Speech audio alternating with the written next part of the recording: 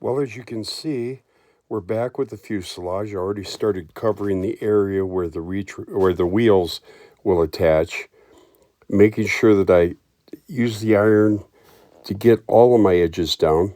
I like to clean up and straighten out my edges. When the monocoat comes back together, it's really going to make a nicer sight. Again, as you can notice, I'm really rubbing it down. I want to make sure that this particular area stays solid. Now I'm moving to the bottom.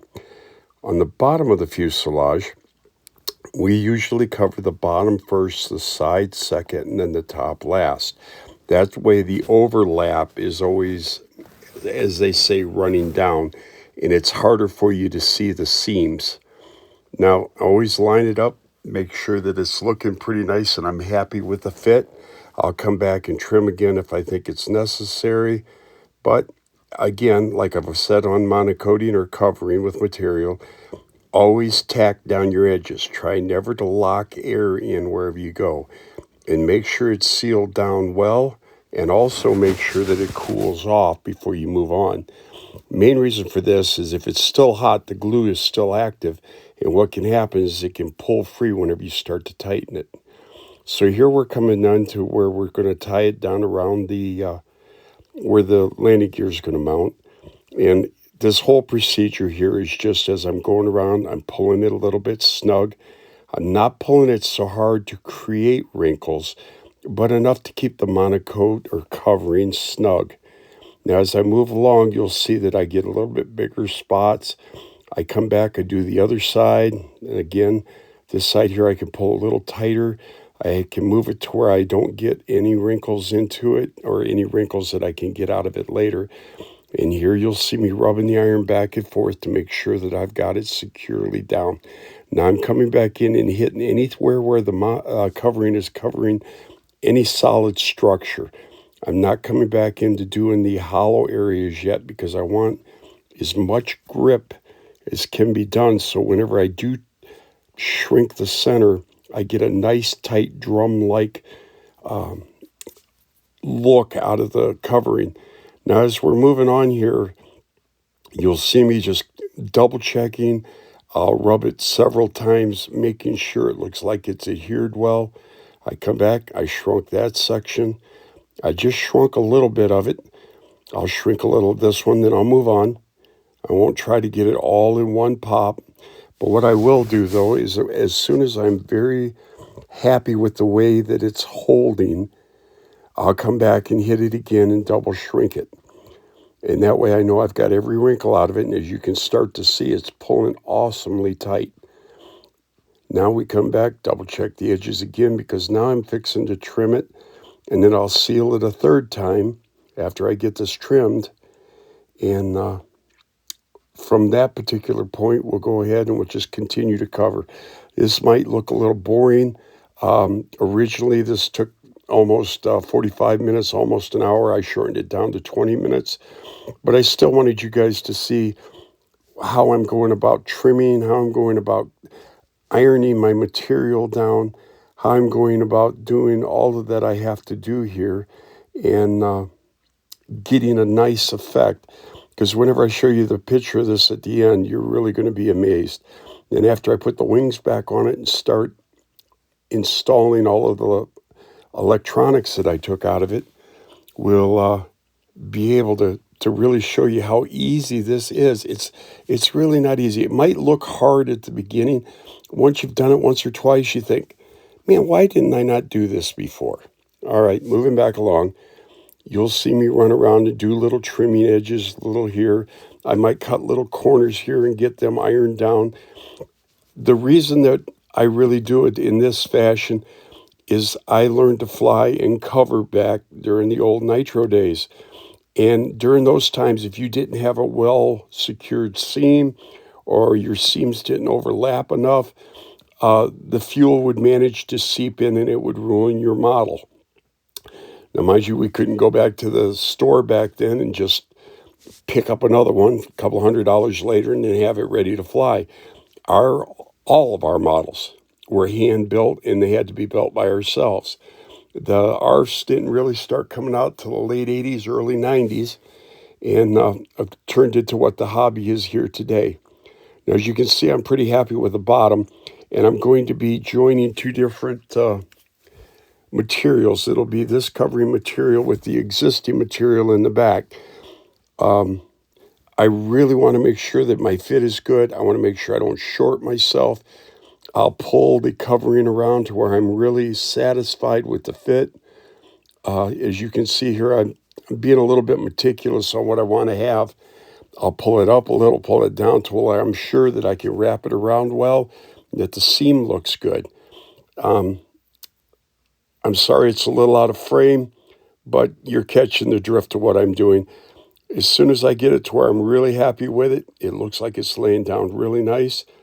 Now we're going to pick up the iron and we're going to start tacking it. And where I'm tacking first is going to be the area that I can't afford to have messed up later. And if you watch the iron, doing it just like it did the bottom. Tack a little bit, glue it down, tack a little more, glue it down. I'll come along, tack around the edges. I'll pull it snug a little. I'll see how it looks like it's laying. If it looks like it's going to develop a big wrinkle, I'll stop and readjust. Again, tacking the material down first. As you see me running up and down, I want to see how my seam looks. And it's looking like there's where I need to tack it. And just keep tacking and jumping around, pulling it snug, not tight, snug. All you're trying to do is get most of the wrinkles out. 10 to 30% of the wrinkles will come out whenever I heat it. But the real choice here is, as you're watching me use this iron, I'm using the tip and I'm using the angle of the iron. Every once in a while, you'll see me dance down to the heel.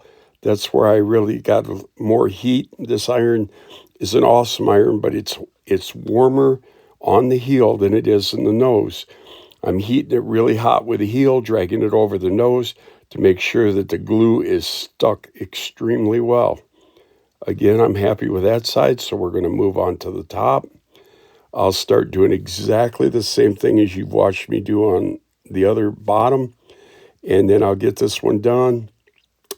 And then as soon as I'm done with this, you'll watch me run around and make sure I've got it well adhered to all of that balsa and all them pieces you watched me put in there, so that the side would look nice. And again, I'm running around, I'm making sure everything's tacked down well.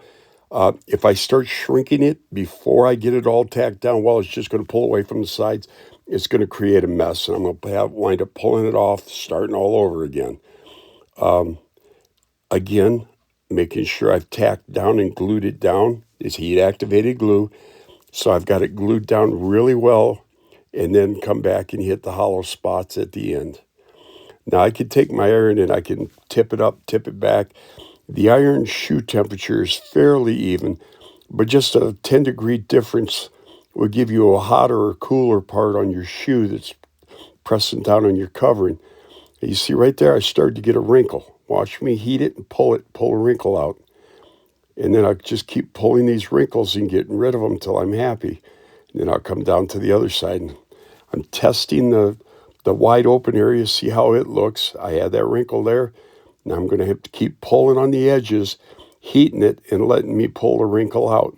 And as you'll see here, as I keep doing this, I'll get the whole wrinkle pulled sideways and get it pulled out. And then I'll just keep going until I'm really happy with the fit. And I will continue to jump around and try to get it anchored down correctly. And then here's where it may look boring, but I wanted you to see it so that you can refer to it, see what you have to go through in order to get you a fairly decent looking covering job. Covering is not hard, it just looks hard. And this fancy iron I'm using here is not necessary. My first 10 models, when I started covering, I used a travel iron. Nothing fancy, just an El Cheapo travel iron that you can pick up at any dollar store, any Walmart, just an El Cheapo traveling iron. These irons here, they make it easier, but you can do as well, if not a better job, with just a cheap old traveling iron. Now I'm coming back and I'm trimming my edge. I'm angling my blade a little bit, so I've got at least 1/8 of an inch material hanging over the edge. Okay, and then I'll come back with the iron. I'll iron that edge down. and I like the way that the fit looks as soon as I get it where I want it. See, I found another little spot that I wanted to get another wrinkle out of. And this is all there is to it, guys. I mean, it is so simple to do. Come back, trim up your covering wherever you want it covered. You'll hear me continuously use the word monocoat in exchange for covering. In the early days, that's all we seemed to have had was monocoats. All the hobby shops would carry. But over the years, there's great brands that have come out. There's Ultra Coat, there's Fabric Coat, there's all types of names, and they all have their pluses. For a model such as this, where I'm just trying to get a really nice look, trying to get the model put back together,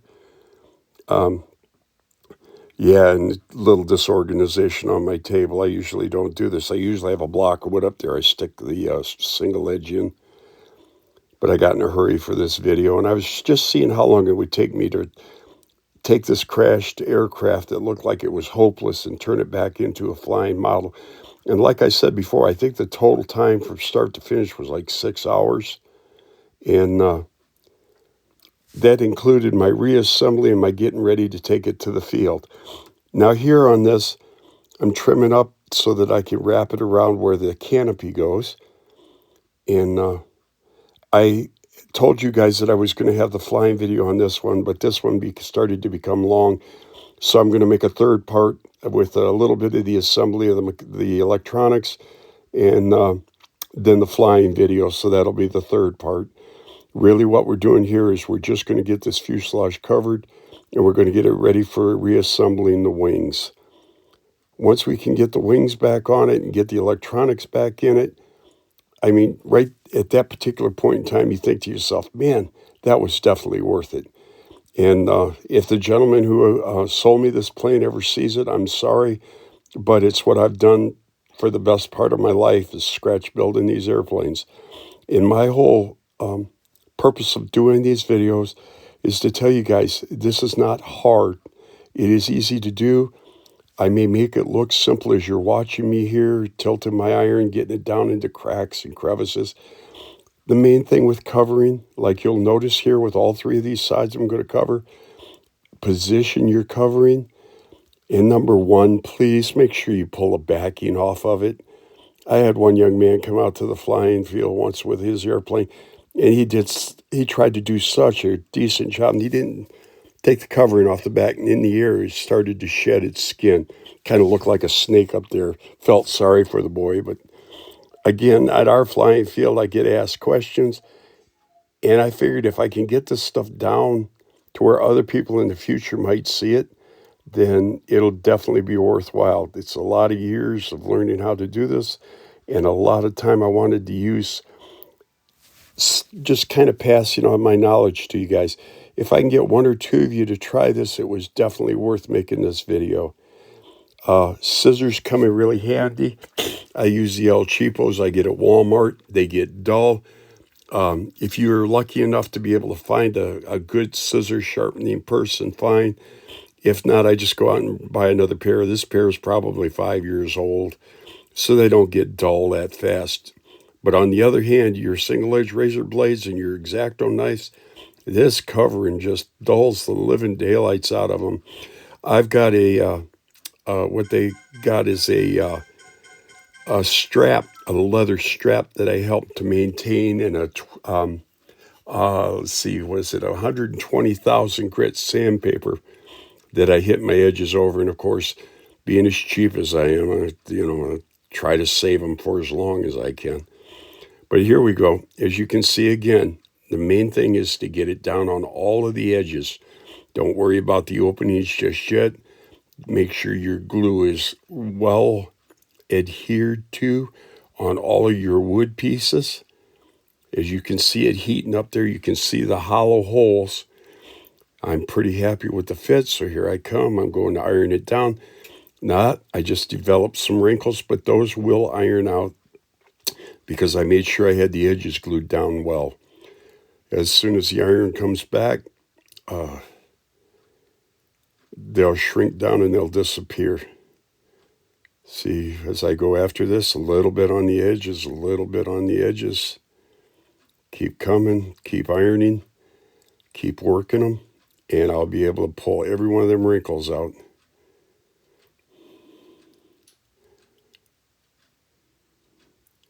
Okay, I went ahead and I started trimming it up to seal the bottom so that can't move.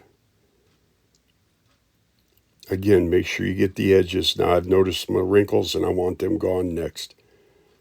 So we'll do a little trimming up. We'll start running around all these edges so nothing can come loose.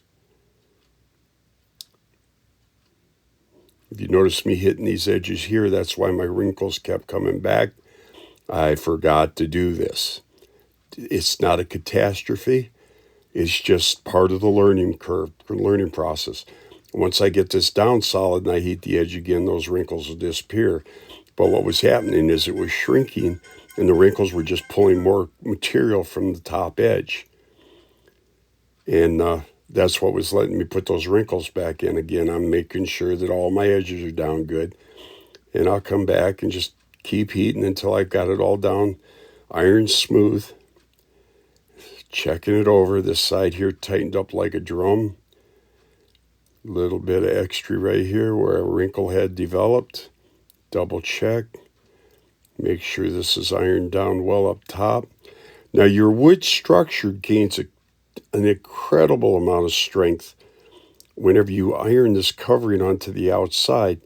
These are a few of those little strips that had come loose. I'm ironing them back down. Just reactivating the glue that's on the back of the covering.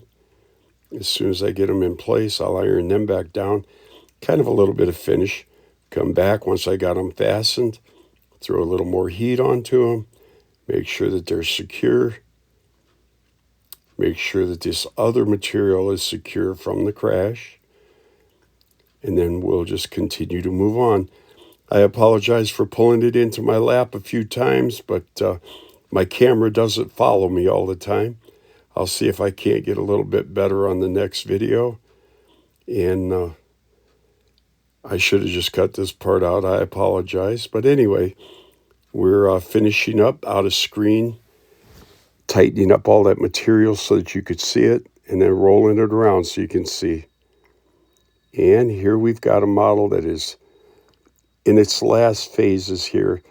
Now what I'm doing is I'm coming back to where the wheels mount and punching the holes in so I can get the screws back in. And that'll be part of our final assembly. And hopefully this video kind of give you some insight on how to go ahead and get your sides recovered. And I'm going to have to do a video later of how I'm going to make the cowl for this aircraft. Because after the flight, my grandson said he wanted it, so I've got to finish it up, and he's rather meticulous. He likes the way that it flew.